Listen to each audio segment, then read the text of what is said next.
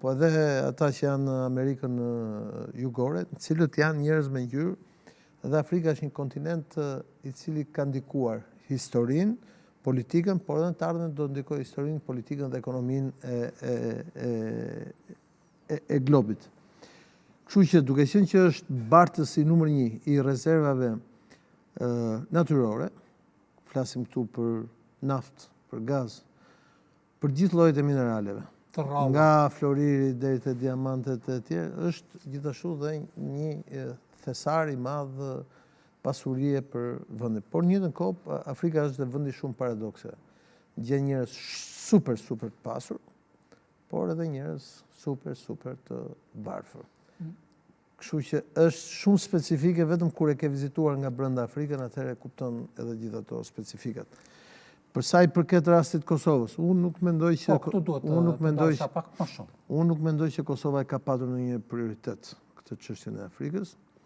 Ka lëvizur pak Bexhet Pacolli në kohën që ishte ministri i jashtëm, por ai më shumë ka lëvizur si biznesmen sesa si ministri i jashtëm. Dhe Hashim Thaçi u mundua që në kohën që fitoi vëllazëria muslimane në Egjipt, duke qenë që organizata e Unionit Afrikan, ku ata përfaqësohen gjithë në një organizat, ndodhet në Kairo, në Egjipt, ku ndodhet edhe Liga Arabe, me një vend i rëndësishëm me ish presidentin Mursi, por me rënien e Mursit, pra Hashim Thaçi çoi një prioritet aty, por me rënien e Mursit edhe kjo gjëra, pra duhet një qasje komplet e re. Nuk ka patur asnjë prioritet Kosova drejt Afrikës deri tani në politikë të jashtme, por edhe nga pikpamja e ekonomisë. Madje edhe Shqipëria nuk ka patur. Për shembull, Shqipëria që flasim ne, ka vetëm një ambasadë në Egjipt.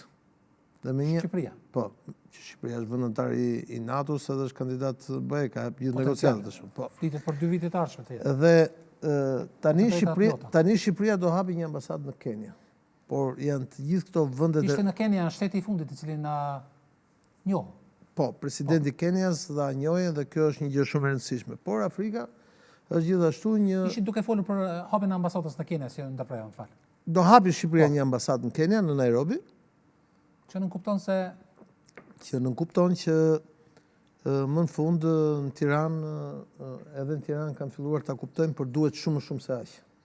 Sepse ki parasysh që Shqipëria ka patur ambasada në Tanzani, në Dar es Salaam, në Kongo, në Afrikë të Jugut, në vendet tjera afrikane që në kohën në Algjeri, që në kohën e komunizmit. Dhe këto u mbyllën, u rrudhën, dhe Shqipëria ka humbur dhe atë lidhje që ka pas. Dhe njëjta gjë është dhe për Kosovën. Kështu që